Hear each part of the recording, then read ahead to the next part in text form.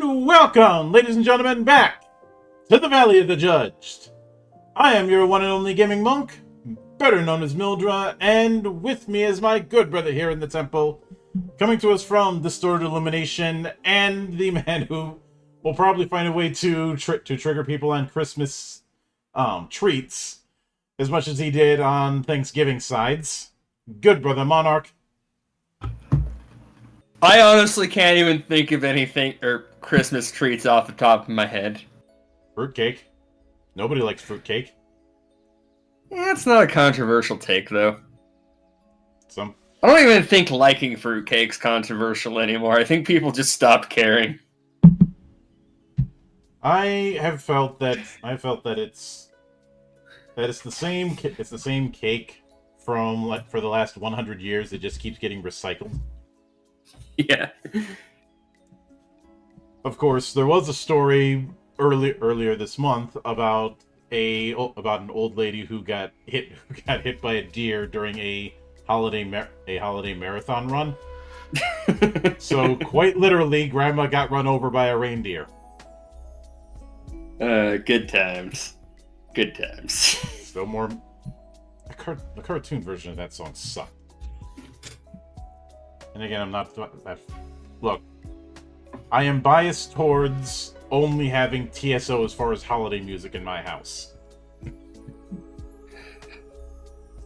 I mean, I technically have Little Drummer Boy, but it's the version done by Bob Seger. And it's Bob Seger. I don't even register it as Christmas music in my head. Mm-hmm. Yeah. And anybody who watches my stuff who lives in the Philippines, y'all have no room to talk. I've seen how long your Christmas celebrations go. You know, where people end up starting up the holiday cheer all the way back in fucking August. But it's too much. But yes, today is a little... We talk Voltron. So, in hindsight, I probably should have done this look at the Quickstart before I interviewed Hardy. But scheduling worked the way it did. We already had the one-shot lined up. I just rotated out what I initially had planned because this thing kind of dropped on my lap as a bit of a surprise. And I will note this. This is currently on Kickstarter. For those of you watching on YouTube, I have put the link to the Kickstarter in the description. It managed to get funded in about an hour. No surprise. I did a victory lap because there were a few people who were thinking it was going to be following the D&D bandwagon, and I'm like, this is Catalyst. They haven't done D&D. And more importantly, this is a lot of people in some of my groups were thinking that this was going to be as bad as like the Transformers RPG. To all of those things, I have to say, are you people tired of being wrong? But when it comes to this, I will note that the quick start we are going to be covering focuses on Legendary Defender. That and Defender of the Universe are in two separate books. Even though, for the most part, they're using all of the same mechanics. The reason why they're in two separate books, according to Hardy, is a bunch of cooks in the kitchen. Because the original Defender of the Universe and the Incarnation Sense are under different owners as far as who's got what. And some of them don't want to play ball with others, seems to be the vibe. At one point, they had pitched doing Defender of the Universe on one end of the book and Legendary Defender on the other end, but that didn't work out.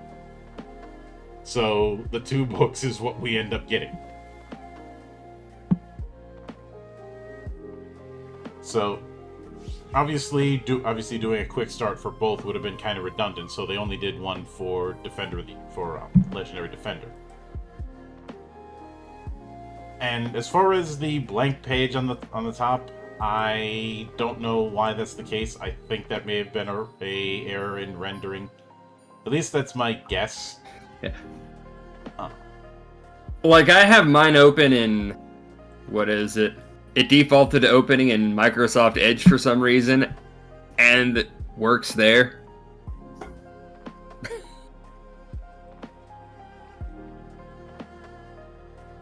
Yeah, let me... I have no idea why. If everything else comes up looking fine, I think we're good. Mm-hmm.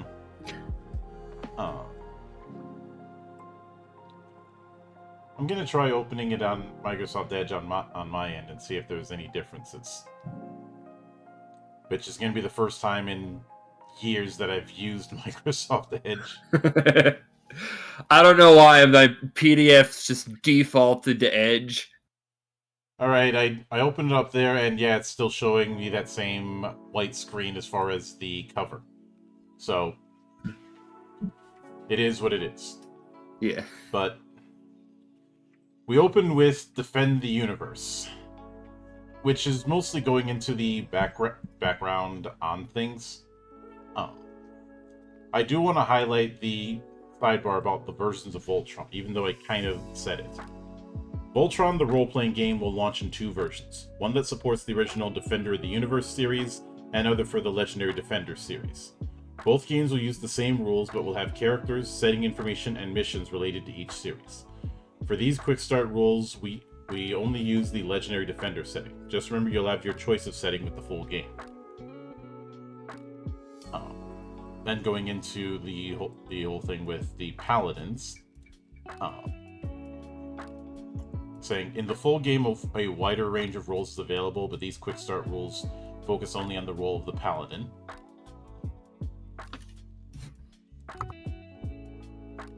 And the rest is fairly self-explanatory.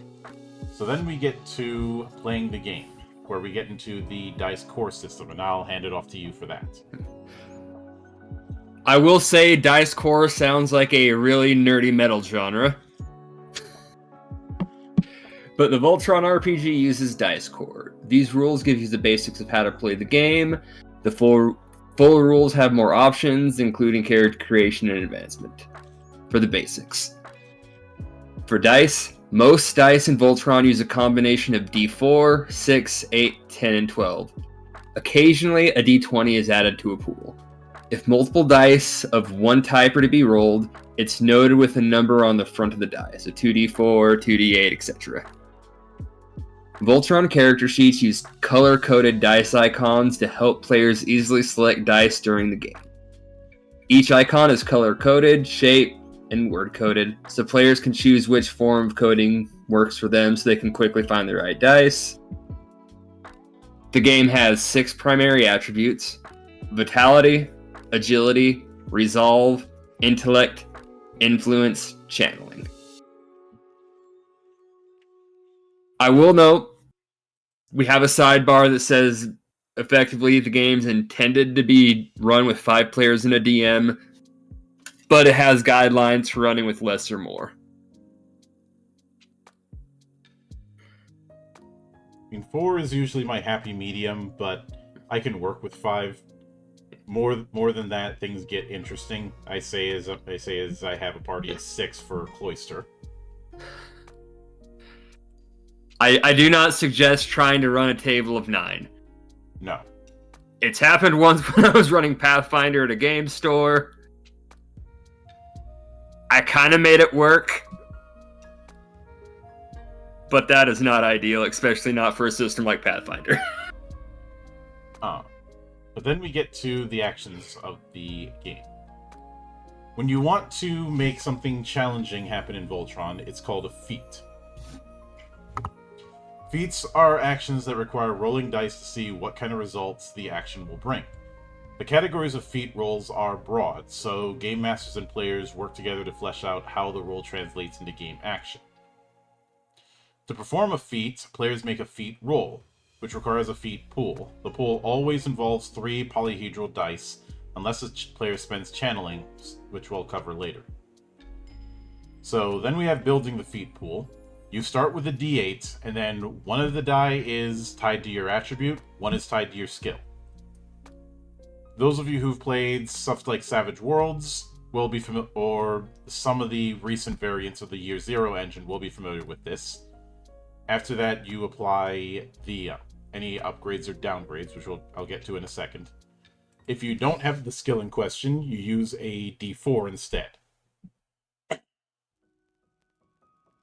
mean, obviously, you're gonna. There's not gonna be a situation where you don't have the attribute. You might have it in a bad position, but you'll have it. But then we have upgrades and downgrades. But this is basically summarized as is the equivalent of like the +2 or -2 in some games. You are stepping up or stepping down particular die. Usually you'd upgrade and downgrade through gifts, equipment, or an opposed feat roll, or GM fiat. Now, when you have the option to upgrade or downgrade, the player chooses which one is going to be picked. However, with rare exception, it can't go above D12 or below D4. D20 is only used after a Voltron formation feat, which we'll get into later. Otherwise, D12 is the cap. Now, if you've got 3D12 and you still have the option to upgrade, you would just add 2 to the final result of the die roll. Consequently, if you have 3D4 and you'd have to downgrade, just subtract 2 from the final result. And while you can opt into upgrades, with downgrades, you have to downgrade if the rule requires you to. But then we have making a feat roll. Once the feat roll has been finalized and any upgrades or downgrades made, the player rolls the dice and adds the results together. This is compared to a difficulty rating generated by the GM. If the roll equals or exceeds the number rolled, you've succeeded. Then we have a bit more detailed explanation, but it goes over what I already mentioned. The feat die is the standard one. A standard action is going to use a D8. A complex action is going to use a D6. There will be a few actions we'll get into later that kind of show where the distinction is. Second die is, of course, the skill. And the third die is the attribute.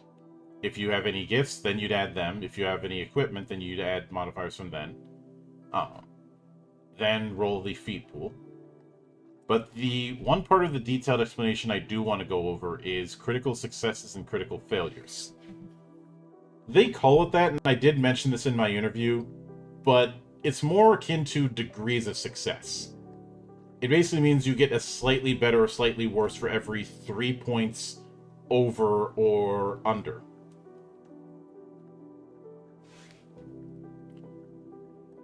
So, I think when a lot of people think critical success, they think some sort of big thing happens if you get a specific hard-to-get number. Well, harder to get. Let's clarify. We all know that one person who has natural 20s rolling out their ass. Or in some cases, somebody who the dice gods just hate. But... spoiler, they hate everybody. Yes. And in that, we have equality.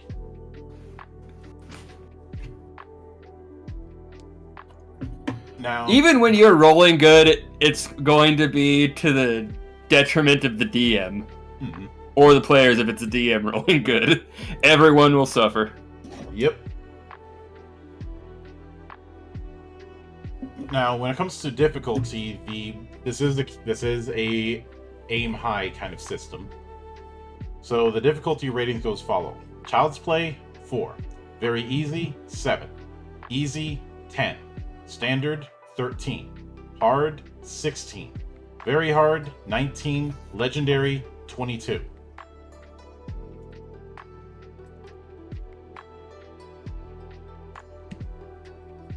And one thing I appreciate with this is that, much like with critical successes and failure, the sliding difficulty is still on a rule of 3. Whenever there's that consistent numeration, it's something I will always appreciate. And this is no exception. But after that, we have opposed rolls, which is exactly what it sounds like. Both sides are rolling, you're trying to get higher than the other. One of the most common forms is a defense roll, rolling armor plus agility plus channeling. And on the bottom left-hand corner of the character sheet, there's going to be a defense box where that's already located for ease of selection. But there's also an optional rule called defense rating. Rather than make a separate defense roll, some groups may prefer to use a static target number to compare to attack rolls. All NPCs and character sheets include a defense rating, in parentheses next to defense, which is the average defense roll of that character and can be used as a threshold. Before you start a new session, your group should determine how this will work at your table. For example, you might just have NPCs using the defense rating, or perhaps all NPCs and PCs should use the defense rating, or perhaps even some players will do it one way and some another. Using a fixed defense rating for NPCs but a defense roll for PCs can be one way to put more power in players' hands, or at least their dice rolls. Determining beforehand what your group will use can significantly cut down on potential confusion during the game.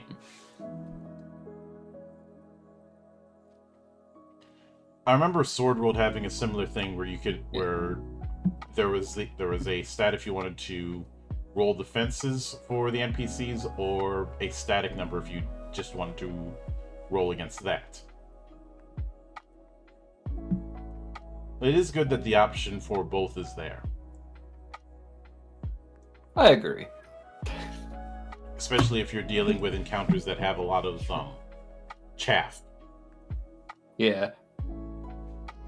I think I just if there's going to be like a lot of chaff, I would default to all of them being just my players roll against their number. Just because I don't want to have to keep re-rolling all those defenses. But maybe I'd still use the roll versus roll for the bigger guys. Mm-hmm. Few different ways you could run with that. All of them work.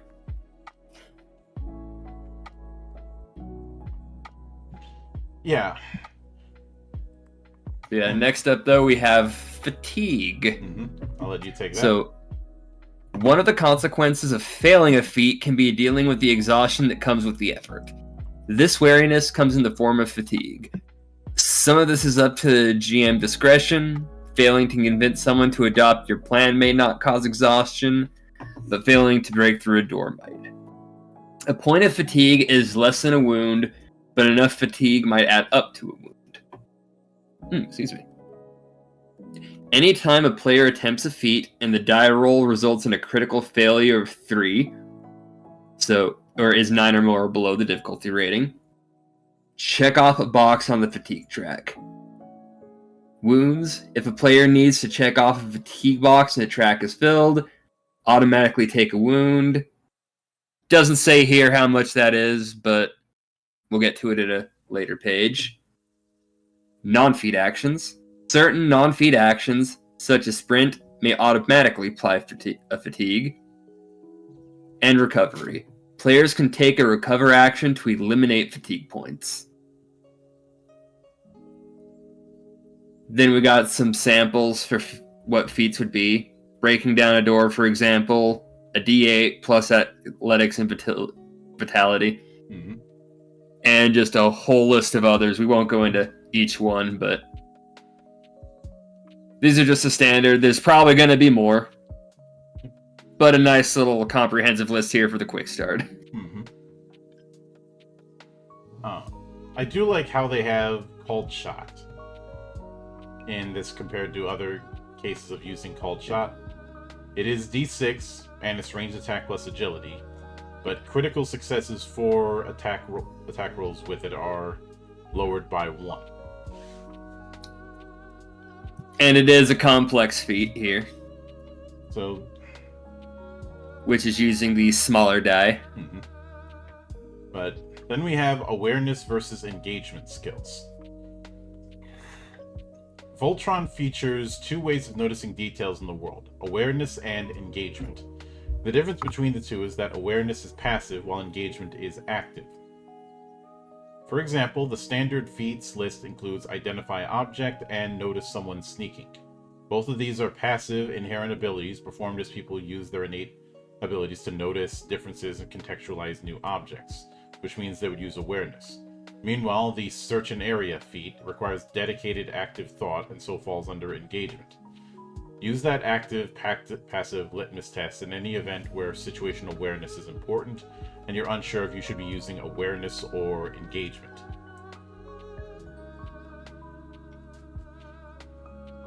And then we have non-feat actions. In the Voltron RPG, actions fit into one of 2 categories, feat and non-feat. The feats listed earlier in this section provide the basic idea for what feat actions are.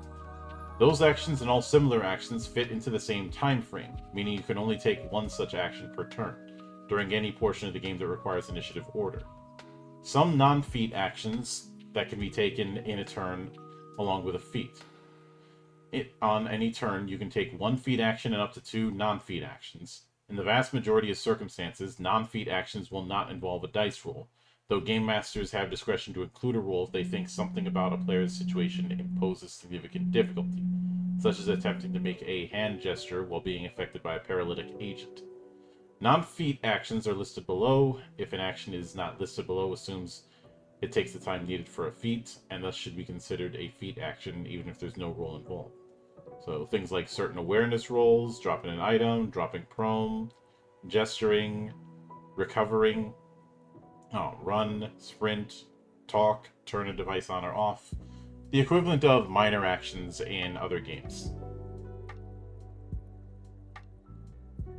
And I do think the maybe it's just me, but I think the dividing line between feat and non-feat should be, is this something that would take a significant amount of time, or is it something that could be handled in a second or 2?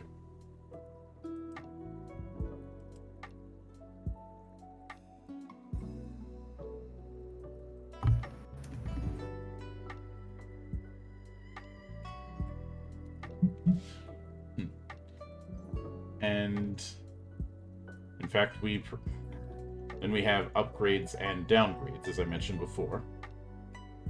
Upgrades and downgrades from a character sheet are always applied, unless the player chooses not to apply an upgrade.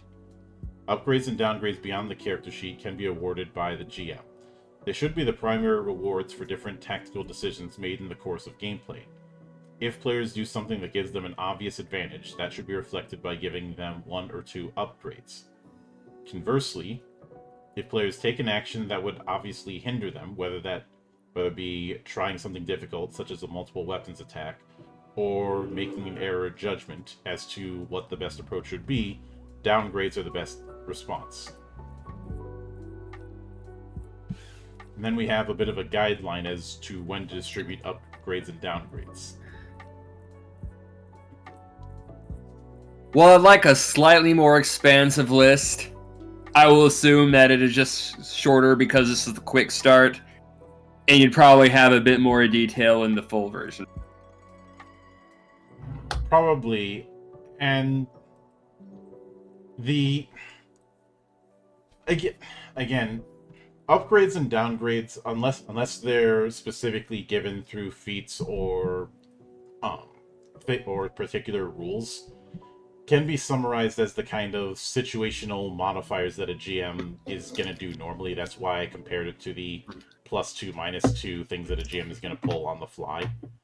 Yeah. I know some people who might say, I do rules as written. I'm not going to do that on the fly. Don't lie. You're going to do it.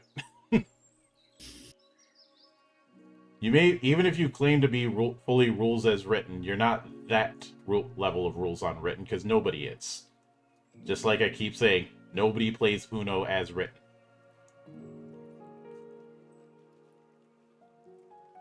Pretty sure even the digital versions of Uno have options for house rules. Or at least some form of custom game. I haven't played one of those in a while. Most of the time I play it the old-fashioned way. And, well, I did play it on Tabletop Simulator once or twice, but that's kind of redundant. Yeah. But they do have a few more defined upgrades and downgrades. Things like cover in combat or multiple weapons attacks. I do think 2 downgrades on each attack. I feel like that might be a bit much, in my opinion. I think with how the dice system works here, it's not going to be as punishing as you might be thinking. You're definitely going to notice the difference in your roll. But I don't think that's too bad here. Mm-hmm. It's one of those things I'd probably have to see it play out and how the math's going to work, but I think I'm fine with 2 downgrades on it. Then sneaking can provide gear can provide up to 2 upgrades, but not to 3 unless there are extraordinary circumstances. And obviously, you've got a couple examples for social. It's a decent spread for the quick start. And also, Ethereal Dragon, I don't actually know what the points rule in Uno is. I know what the points rules are. I've not played Uno for years. I just never used it. We used a round system where first person to get to 5 losses, i.e. not 5 losses, 5 wins, i.e. you got rid of your hand first, ends up winning. We would always do a round system that was based on when someone got rid of their hand. One of them was what had the goal of you gain a negative point if you have the biggest hand at the end of the round. So which is why Wild Draw 4s was known as the fuck you button. But yeah, next up we have attributes. These are all pretty self-explanatory of utility, agility, resolve, intellect, influence. I will read channeling, however. Yes. As you take your journey as a paladin, you will learn the ways of quintessence. Channeling quintessence opens the door to a variety of powers, and this attribute measures your channeling ability to accomplish impressive deeds. Then using channeling. After any feat roll, before any success or failure against difficulty rating has been resolved, a player may choose to spend channeling.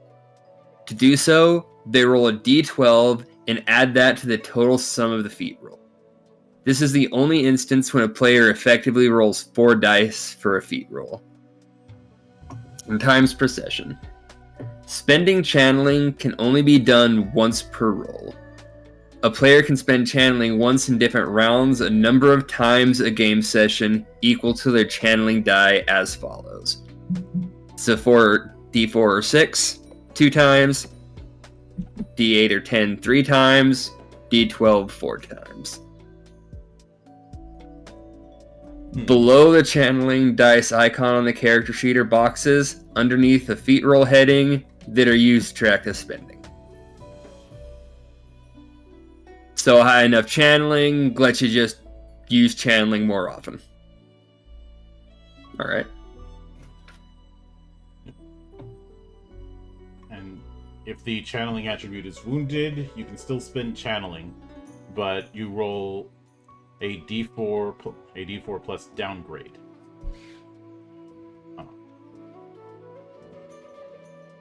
And we'll get into that when we get into wounds later. But then we have skills. The skills in Voltron have the following levels: d6, D6 plus upgrade, D8, D8 plus upgrade, D10, D10 plus upgrade, D12, and D12 plus upgrade. In the above table, the upgrade means automatically upgrading one of the dice in the feat pool by 1. Below is the list of skills organized by their linked attributed. Typo there.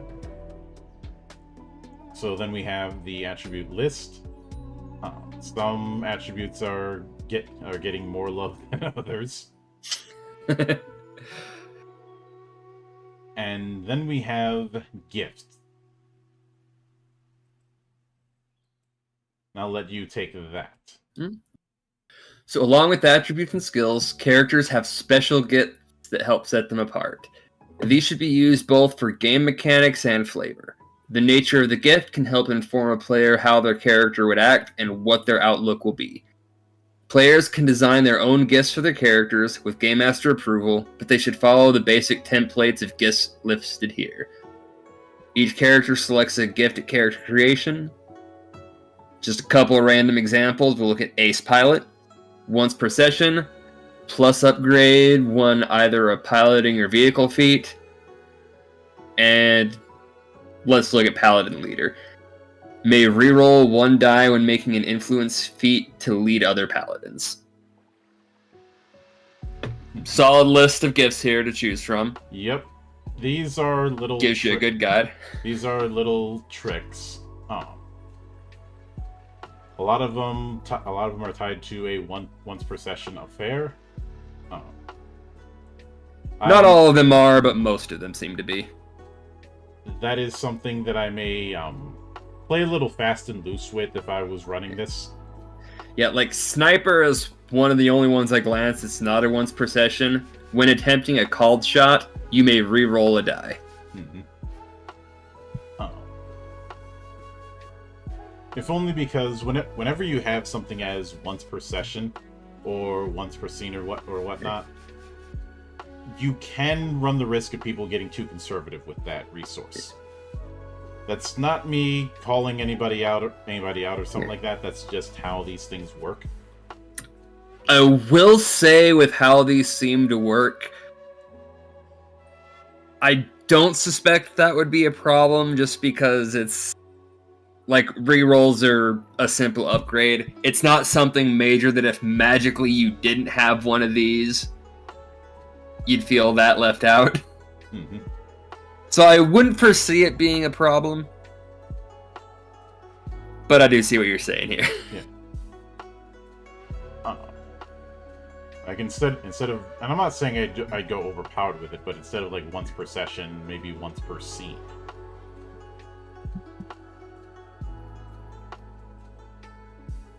It kind of depends how long or like what all a session of this game would entail. Yeah, I just prefer scenes because I structure my campaigns around scene changes like I'm directing a episode of a TV series, which for something like this is incredibly appropriate. Yes. Then we have movement. The character's movement is determined by as follows. Run equals your maximum vitality plus agility die values, whereas sprint is twice your run. Then we have surprise. You can attempt to surprise other characters using the following guidelines. Attacker. Each attacker can make a stealth roll against a DR of 16.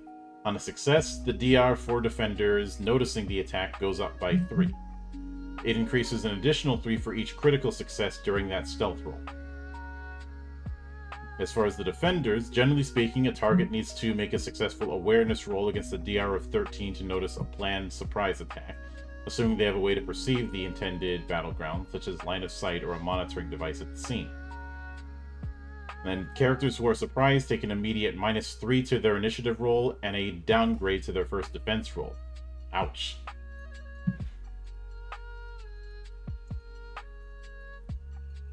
And then we have combat. And the first part of combat is going to be initiative. So first, rolling for initiative. When rolling initiative, players select their agility, intellect, and channeling attribute dice and roll. summing the numbers and informing the GM of the results. The upper left-hand corner of the character sheet includes an initiative box where these dice are already located for ease of selection. Now for NPCs, unless there is a large number of NPCs, all NPCs are given a single initiative roll by the DM of 3d8, and all act simultaneously. Though there is a side thing about a large number of NPCs, I'll get to that. And of course, afterward, the GM builds the initiative order, highest to lowest value results for all players and the NPC group. The GM will then start at the highest value, allowing that player their feat, then shift down to the next highest value for their feat, and so on for the first round. Now, as far as ties, the tiebreaker order is higher agility, higher intellect, higher channeling.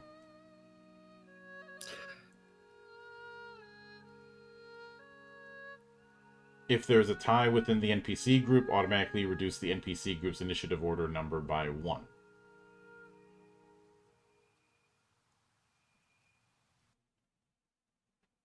But I do like that while the idea that a tie would ever happen and not be sorted out by either those three stats, because somehow they're all the same for both characters, there is a clause for rerolling the agility.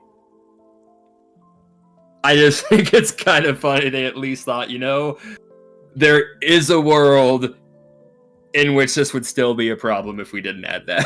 Yep. However small those odds are. So then we have weapons, and I'll let for weapons onward, I'll let you take that. Yep.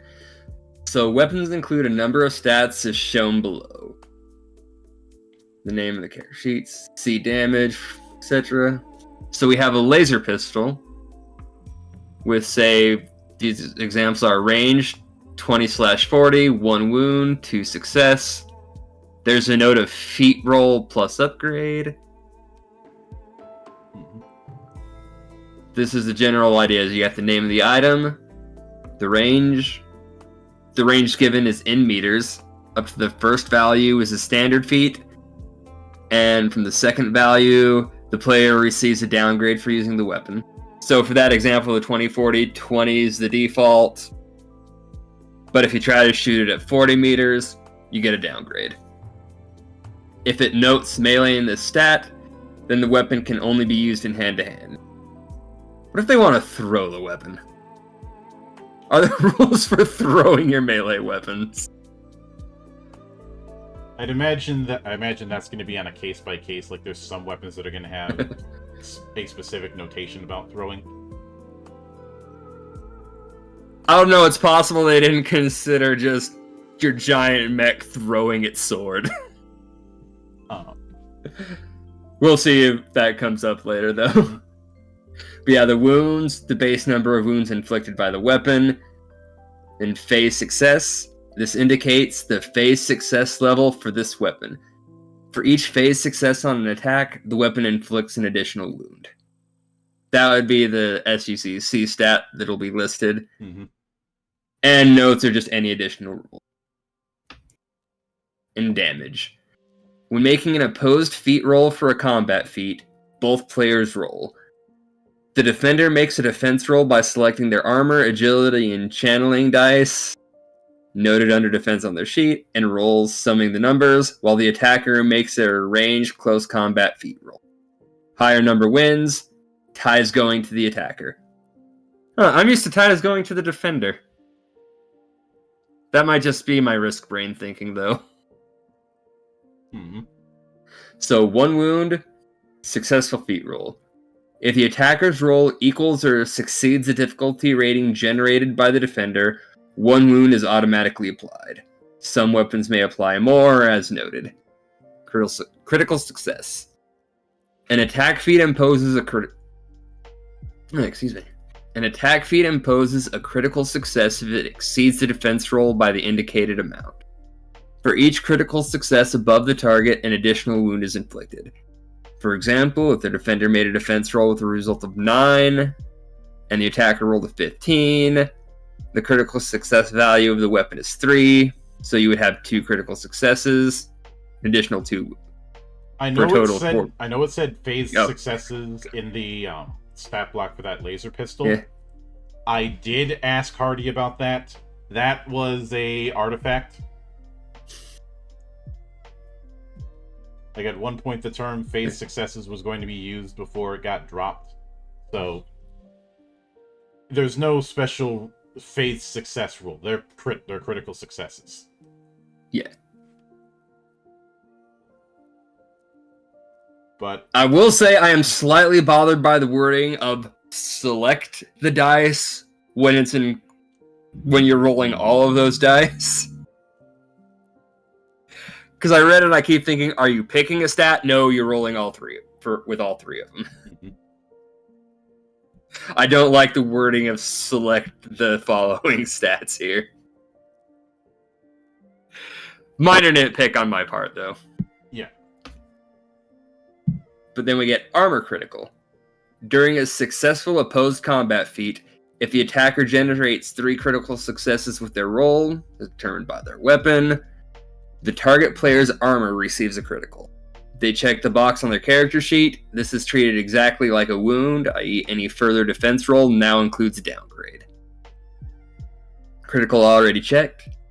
If the armor critical box is already checked when an armor critical occurs, instead it generates 1 additional wound. And non-lethal weapons. Non-lethal weapons cannot do critical damage to armor.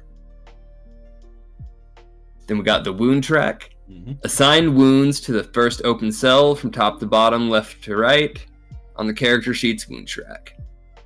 A skill wound. Player marks wound box on any skill, or attribute wound. Player marks wound box on any attribute. All future feats made with those skill or attributes apply a downgrade.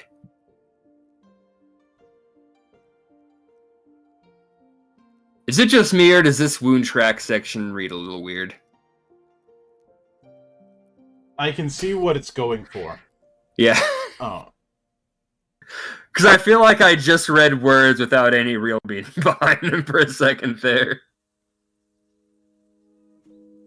Yeah, I think you would check things downward. Yeah. So you take 1 wound, downgrade a skill. Take another wound, then downgrade another skill. Keep going until you get to attribute. Then you start checking those off. There is a wound checkbox on the character sheets. I'm gonna scroll down to the character. Okay, it just took a second to load. I'm gonna scroll down to the character sheet real quick just to take a look at it. Mm-hmm. I don't immediately see where the character sheet is. Yeah. But I feel like you could have used a visual right next to this wound track. yeah, but this is a quick start for something that isn't out yet, so make of that what you will. Yeah. And of course, the other thing to note is, as mentioned, each skill and attribute have wound boxes that you check. I'm pretty sure you can't check the same wound or attribute twice. And downgrades are cumulative. So, if you had a close combat skill wound, an agility wound, and an all feats wound, you would apply 3 downgrades when using that attribute and skill combo. But then we have healing. And the main thing with healing is it is done using a first aid or trauma care feat. And the type of wound that you're healing determines the difficulty rating. If it's a skill wound, difficulty rating's 13. An attribute wound, difficulty's 16. An all feat wound or KO, very hard, so 19. If you succeed on first aid, you heal 1 wound. If you succeed on trauma care, you heal 2. And for each critical success in either, you heal an additional wound. This is where I'll bring up that feat list that we saw earlier, because first aid was treated as a standard feat. Trauma care is a complex feat, so it's using a D6 instead of a D8.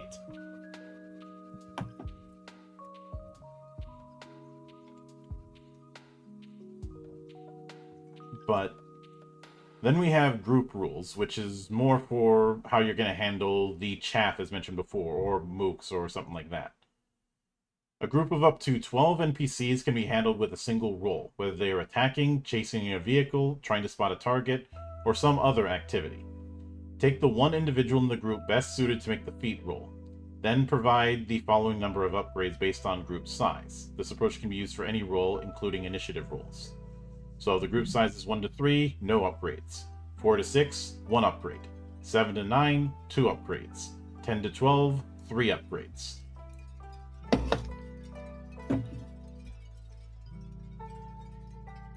And after that, we get vehicles and piloting. I'd say the main thing to note with this is that the piloting feat roll is piloting plus agility against a difficulty level set by the GM. If you succeed, you get an upgrade on the vehicle roll, and each critical success gains an additional upgrade.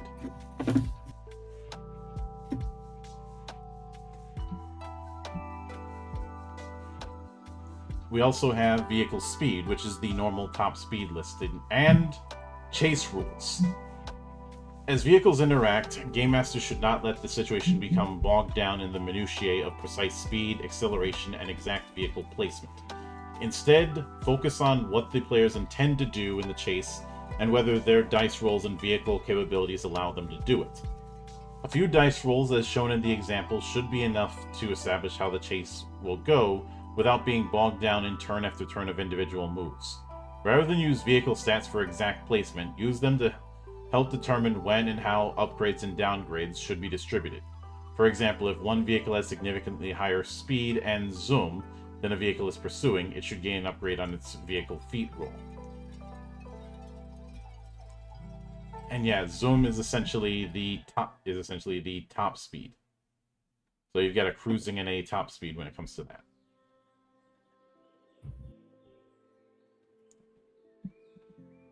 And when it comes to vehicle damage, vehicles don't have skills. When needed, they use the skills of their pilot.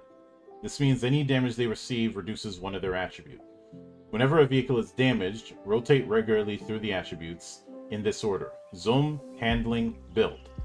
Zoom is always the first attribute damaged. If an attribute has been damaged below D4, move the damage to the next attribute in order. All vehicles start with their attributes higher than D4. When one of them is reduced to D4, it has the following effects. Handling: the vehicle cannot make sharp turns and cannot attempt to evade pursuit. Build: a single wound on the vehicle has the chance to transfer to the pilot. Zoom: the vehicle can only move at a quarter of its normal speed. If any attribute currently sitting at D4 receives a wound, the vehicle is disabled until it is repaired. Attributes: if all attributes go under D4, the vehicle is destroyed. Additionally, then we have damage transfer to passengers. If a vehicle receives a single wound, its structure protects anyone inside and they are not damaged. If a vehicle receives more than one wound from a single attack, damage might transfer to people in the vehicle.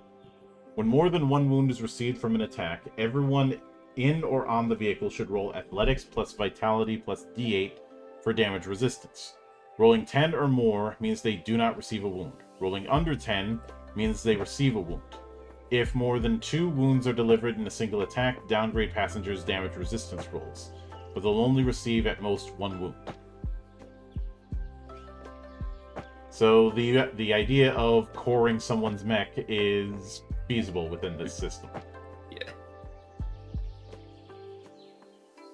I will say, just again from a quick run of numbers in my head, it does appear to favor the people when making these rolls, which, considering the situation, is fair that it would do that.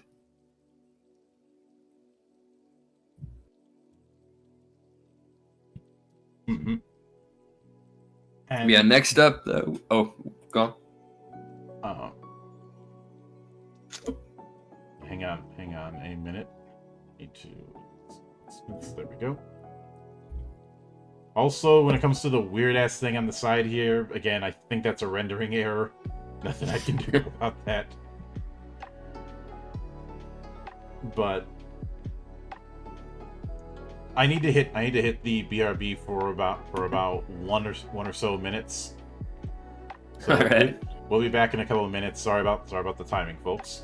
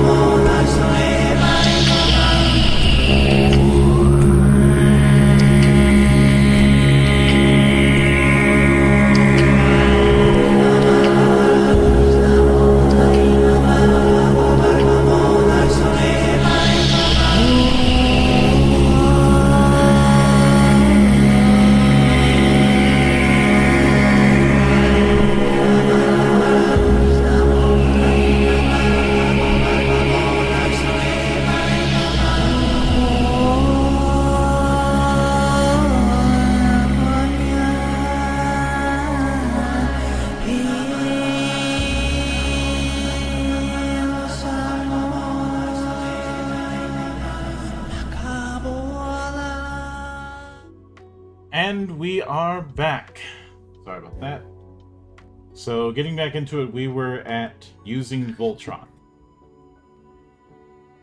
And since I had taken the vehicle damage thing, I'll let you take that part. So, Voltron is an incredibly powerful warrior, and forming Voltron is a signature event of this game. It is also the only time in the game when a D20 can be used. Here are the rules for forming and fighting with Voltron. You know, before I get into that, you know how disappointing it would have to be to merge into Voltron and then just roll a 1?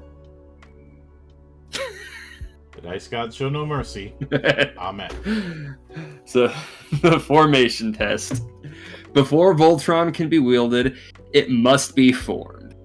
This means all 5 lions must be in one place, and all of them must be reasonably functional, meaning none of them has 4 or more attribute wounds. If even a single lion has 4 or more attribute wounds, Voltron cannot be formed until repairs are made. If the lions are in good repair and in the same location, the paladins make a formation feat roll. This is a complex feat, so the feat die is d6. The other dice are the current highest and lowest resolve dice among the paladins, taking into account any existing wounds. The paladins should choose among themselves who actually rolls the dice. Forming Voltron isn't easy. The base difficulty is 15. This is because it's a test of will and teamwork, even more than it is a test of getting the pieces to work together. The paladins have to be united to make the formation happen. The Game Master should feel free to adjust the difficulty rating and hand out upgrades or downgrades based on how well the paladins have been working together. Are there simmering tensions among the paladins? Downgrade. Did the recent battle show teamwork and even a willingness for sacrifice among the paladins? That might be a couple of upgrades or a reduction in the difficulty rating to 12. The odds of success should be the Game Master's guide for how they make adjustments. The basic formation roll will be a d6 plus d10 plus d6, at least until the paladins advance their attributes. Right out of the gate, the odds are not good. They're only going to succeed about 31% of the time. But if they've been working together well and carrying out a solid battle plan, they can greatly increase the odds. A reduction in the rating from 15 to 12 increases the chance to 60%. Gaining 2 upgrades with a difficulty rating of 15 improves their odds to 50%. And if they get the double upgrade and the reduction in difficulty, 73%. I've never seen a system actually just sit down and break down the percentage like this before. I think the last major one that I saw it was some of the Year Zero projects, like Coriolis. I know it's not about the system itself, but I actually really like this. Just because it gives players like a more concrete idea of what to expect without having to sit down and do all of the math themselves. Like with something like a lot of the Pathfinder and D&D games, that +1 amounts to a +5% odds. We don't have to think about that here, it just tells you. Yep. So if the formation feat roll is successful, Voltron is formed, and the PCs can start using its powers. See Voltron powers at the right. Additionally, the PCs gain access to a single D20 roll. For each critical success on this formation roll, award another D20 roll. This can be tracked by giving the players a D20 for each roll they earned, or by giving them some sort of token or counter. While the PCs are formed as Voltron, they can use a D20 to replace a D10 or 12 in their feat pool. They do not need to have earned an upgrade to do this, but once they've used the D20 roll, it's gone. They can do this with as many D20s they have earned, but only once per feat roll. If they end their Voltron formation, either through choice or damage, any unused D20s are lost. Mm-hmm. Then we get Voltron powers. When acting as Voltron, paladins have access to the special powers. To use a power, Voltron needs to summon the power and then use it. For summoning purposes, each power comes with a listed difficulty rating, and critical success, failure, and feat pool. The difficulty rating can be increased based on circumstances, but generally should not be decreased. Instead, circumstances should grant upgrades. As with the formation test, any player can roll the dice for these feats, whether their skill or attribute is used in the test or not. If any feat rolled to use a Voltron power has a critical failure, provide a marker or token designating Voltron as failing. If that token remains in place and the players receive another critical failure on a Voltron power roll, then the current formation of Voltron ends. A new formation cannot be attempted until the Lions have recharged their power crystals. See page 24. Some powers are noted as requiring one hand. Voltron cannot wield more than 2 of those weapons at a time. If the Paladins want to summon a third weapon, one of the others must be let go and cannot be used until resummoned. Then we get a list of various Voltron powers.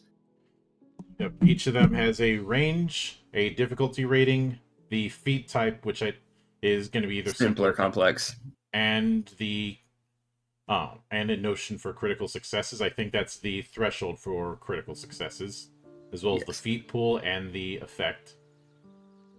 I don't know why there's a blank page here. I think there's supposed to be a graphic here that isn't showing. There is, in fact, a graphic right there. Right beneath the Argon force field. It's just a picture of Voltron. Yeah. But, for example, let's use the Blazing Sword, since everybody loves the Blazing Sword, as an example. Range is self, difficulty rating is 14, feat type is simple, critical success is 3, feat pool is the highest player close combat, plus the lowest player's channeling. This is Voltron's signature weapon, a giant flaming sword that slices through enemies. It's very powerful and requires 2 steps. First, it must be summoned using the feat roll listed above. Once it's summoned, it lasts 5 rounds, plus 1 for each critical success on the feat roll to summon. Requires 1 hand. Attacking with the sword is a simple feat roll, using the highest player's close combat and the lowest player's channeling. The Blazing Sword can be used in a sweeping attack to slice up to 4 targets in range. Apply a downgrade in the attack feat roll for each target beyond the first. The sword can set structures on fire with a solid blow. Typically, that is an attack feat roll with a difficulty rating of 16. That can change. I don't like the wording there. Based on the solidity of the structure, the sword's weapon attributes are as follows: range melee, wounds 1, crit 2, and add fire damage if a weapon causes at least 1 wound. We'll get to elemental damage later. You're kind of cutting in and out a little bit. Oh.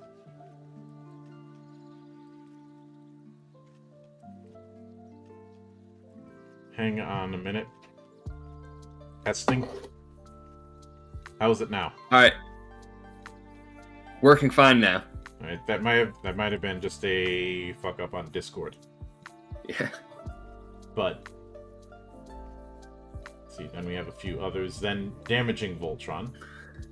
When Voltron is attacked, it has D12 armor, and then add the highest player agility and the lowest player channeling. Voltron does not have its own damage track. Instead, damage is spread among the component lines. The Game Master can choose to make called shots against Voltron using the normal rules in order to damage a specific line. If damage is inflicted without a called shot, the Game Master should roll a d6 for each attack. The result tells where the damage goes as follows: 1. Black Lion, 2. Red Lion, 3. Green Lion, 4. Blue Lion, 5. Yellow Lion, 6. Players choose which line is damaged. And then ending the formation. The current formation ends when any one of the following conditions is met. Any one line has 4 or more attribute wounds. The Paladins fail an attempted use of a Voltron power when they are already failing, or when the Paladins decide to end the formation. Whatever the cause, once the formation ends, Voltron cannot be reformed until the lines recharge their power crystals with quintessence. For these rules, recharging takes 2 hours. Additionally, Voltron cannot form if any line still has 4 or more attribute wounds. And then we get to Quintessence, which could be considered a magic system of sorts. I will hand that off to you. So, quintessence is a mystical substance that flows throughout the universe, and it can be used to power many useful effects. It is very helpful in healing, and it also powers machines, vehicles, and more. The full uses of quintessence are still being explored, but this section sets out some uses for it. We have quirks. While the effects of quintessence can be felt by anyone, using these channeling powers requires high channeling, meaning D8 or 10. Excuse me. For these rules, some paladins have been given a quintessence power, but players can opt to swap it out for another one if they so choose. Quintessence powers are resolved using two attributes, channeling and resolve. The feat die is added to the pool as normal. And fatigue. Using quintessence power is draining. Every time you use a power, mark off a fatigue box on your character sheet. For each fatigue box, downgrade any quintessence power feat die once. If you ever perform a quintessence power feat when your starting feat die is D4, before the downgrade from using the power, you take a wound when completing that feat rather than marking off a fatigue box. Example, if a player has 2 fatigue, we're using the ethereal dart power feat with the resolve D6 and channeling D8. They would build their feat pool as D8 plus D6 plus D8. 2 fatigue points reduce the D8 feat die to D4. If they were using the same ethereal dart power feat and had 3 fatigue, then they would automatically take a wound after they take that action. The decision to use the power depends on how desperate they are to gain its benefits. You can recover from your fatigue by performing a recovery action. Covered that back on page 9. And some forms of channeling quintessence are used to attack others, effectively using quintessence as a weapon. In these cases, the power is treated as a ranged combat or close combat feat depending on the nature of the attack. The basic attributes of a quintessence power are listed below. And they're basically set up with the same format as a weapon is. Mm-hmm. Ranged, wounds, critical, and any special notes. And then we have other quintessence powers. If a power is not meant as a weapon, the power lists potency, efficacy, and discipline dice that are used for certain effects. The default use is for the duration of the power. Unless otherwise noted, the base duration for a non-weapon power is 3 turns. At the end of 3 turns, the channeler may roll potency plus efficacy plus discipline, abbreviated PED. That's an unfortunate abbreviation. With a difficulty rating of the DR used for the initial power use. Success means the power stays active for 3 more turns. Each critical success adds another turn. At the end of this extended duration, the power expires. A second potency, efficacy, and discipline roll cannot be made. After that, in order to keep the object moving, the character must refresh the power by using it again. No feat roll is needed, but fatigue is experienced as normal, and a recovery action cannot be performed the same turn as this power refresh. Additionally, some powers use those 3 elements in different ways, as indicated in the power's details. I will say, as unfortunate as that abbreviation was, it is still not as bad as when we did Song of Swords, and there is that reality where someone is going to be Googling CP and PCP. Because that was the freaking abbreviations in that game. Yeah. You really don't want that on your Google history. Yep.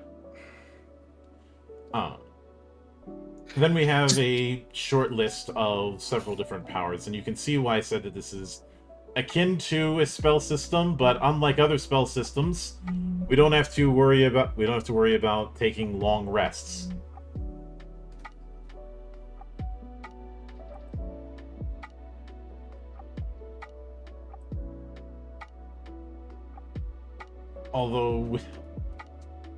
And when it comes to potency, efficacy, and discipline, I am curious if in the full book there will be gifts where you could upgrade or downgrade those. My guess would be yes. And I should note with some of these, supposedly there's supposed to be a difficulty on the thing,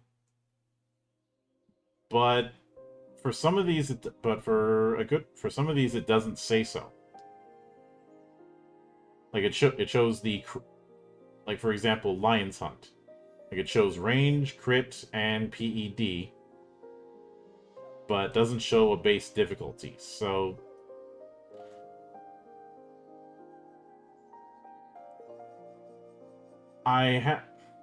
so I hope that's fixed in an updated version of the PDF, unless it already has been fixed and I just didn't know.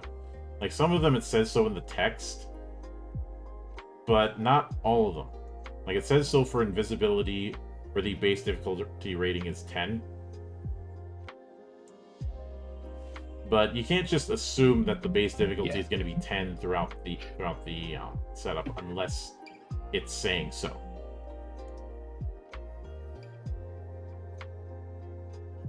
But then we get to elemental damage. Certain powers and other actions may provide particular effects due to their elemental nature, meaning cold, fire, lightning, acid, or other elements may affect what kind of damage they do and how that damage persists. Below are some types of elemental damage. Fire. When a character is hit with a fire-based attack, the hit character must take 1 downgrade on a number of subsequent rolls equal to the wounds they receive due to the pain of the burns. Cold. When a character is hit with a cold-based attack, they have all their movement rates cut in half for 3 plus number of wounds received turns. I think there's a bit of redundancy. Or no, never mind. I read that wrong. You have, not... That's a case of have and have being so similarly read. My bad. Electricity. The hit character cannot perform a feat roll during their next turn because they are stunned. Acid. A character hit with an acid-based attack experiences a permanent downgrade to their armor. This downgrade happens once per round for a number of rounds equal to the number wounds inflicted by the attack. If the armor has been destroyed, or if there was no armor to begin with, wounds are applied to the character instead of armor downgrades. This effect can be interrupted with a thorough dousing of water or the application of a basal substance that neutralizes the acid. So given that elemental damage is particularly nastier than it might be in other games.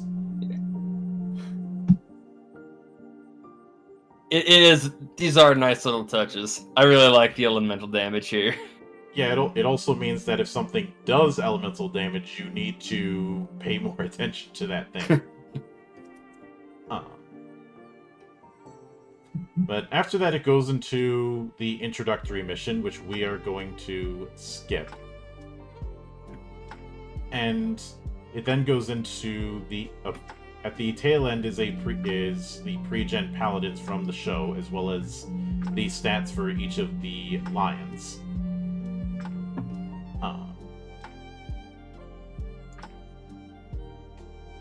And that about covers everything. Now, there are a couple things I will note before we do a bit of wrap-up. As far as advancement goes, I do have it on Word of God that it's going to be a XP as currency thing. Now, you gain XP through role-playing and doing the adventure, and spend that XP directly on upgrades. As far as I'm aware, there isn't necessarily a leveling system, and I'm willing to eat crow on that because it's been a bit since that interview, and I don't remember every single detail, but that's the general setup, which is perfectly fine. I don't think this is a system that would really suit a leveling system. Surprise, motherfucker! Oh, and thank you for the raid. Thank you for the raid, Braveheart. Oh. Just as we get close to wrapping up. it is what it is. But for those of you who are new to it, my name is Mildra. I am your gaming monk, and today we are diving into... We have been talking about Voltron. Yes. Defend. So, with that in mind, I think this is as good a time as any to go a little bit into the final thoughts. So, typos notwithstanding, as well as rendering issues, what's your take on the Voltron RPG?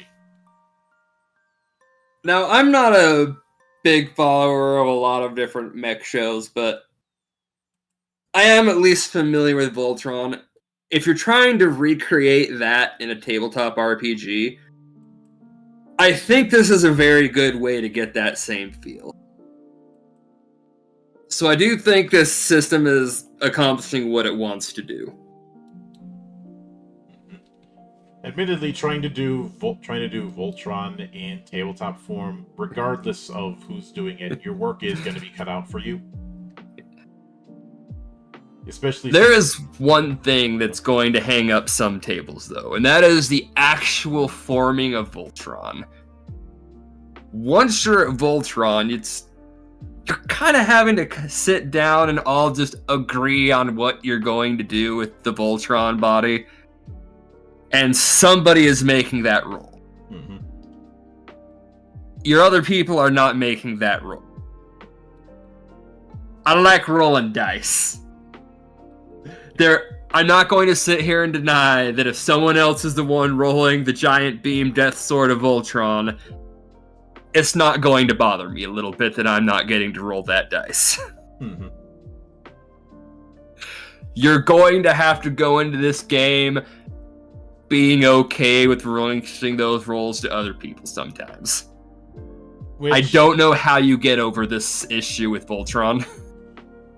Now, I think one of the questions I'd have to ask in the back of my mind is, how does this stack up compared to the other Combiner Giant Robots RPG I've covered on this channel in the past?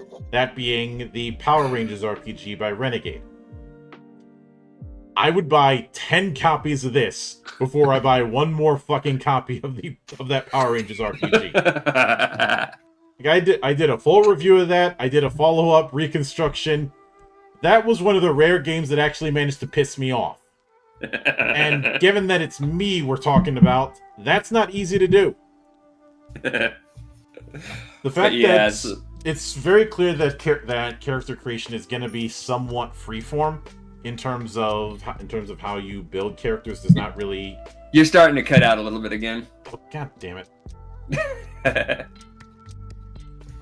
What I was saying was the issue of character is going to be a more freeform here than I saw in that Power Rangers RPG.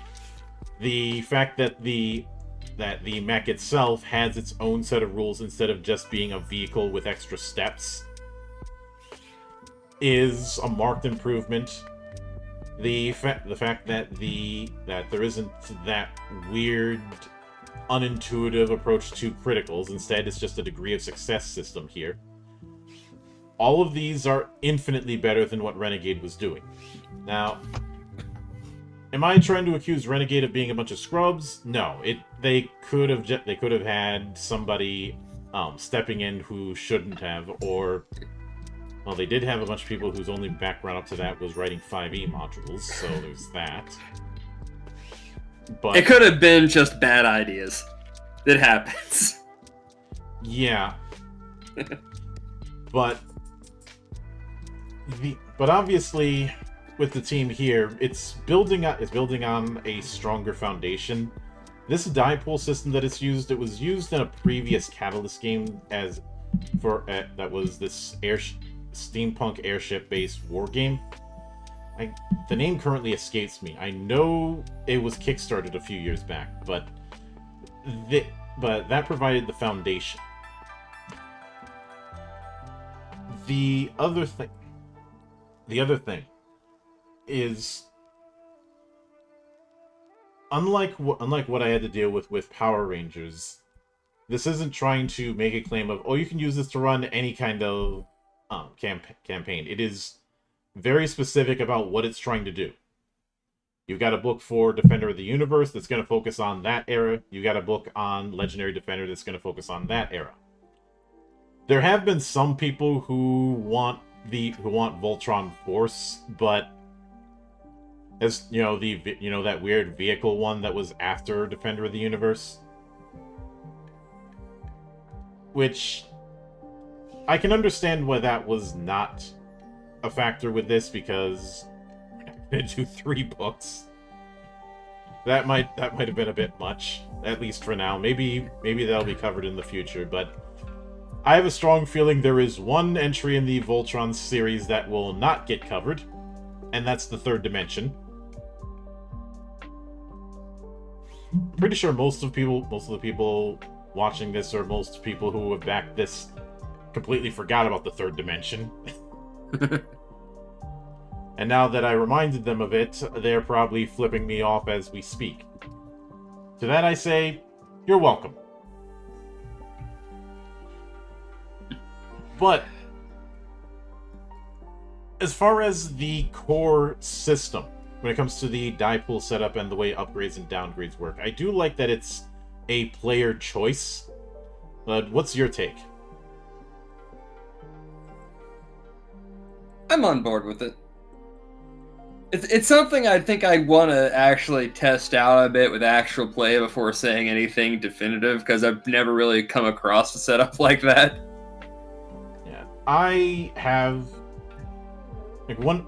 Obviously, Savage Worlds is one thing I could draw upon. The other would be the Cortex system that was used in Cortex Prime, used in Firefly, and used in Marvel Heroic. Really good system, really underrated, has had a run of bad luck for various reasons that other people have gone into, but that's neither here nor there. Yeah. But with... I'll say I like the idea of this system. Again, you're going to want to be careful with your group if they're not going to want to relinquish everything to that one shared decision of forming Voltron, which everyone's going to want to form Voltron in this game. If you have a group of players that are going to be all right with that, I think the system's going to be a lot of fun for you. Mm-hmm. But with that said, that will do it for this particular one-off episode. We will be back with, I believe, our final thoughts on the Gaia Complex next week. Right after Christmas, in fact. So right after all of the holiday hell. And of course, in the aftermath of that, we'll be getting into what we're covering next, and it will be familiar to those who've been keeping an eye on the channel throughout this week. So until then, on behalf of the good brothers present and not present, my name is Mildra. I am your gaming monk. Stay fucking frosty, everybody.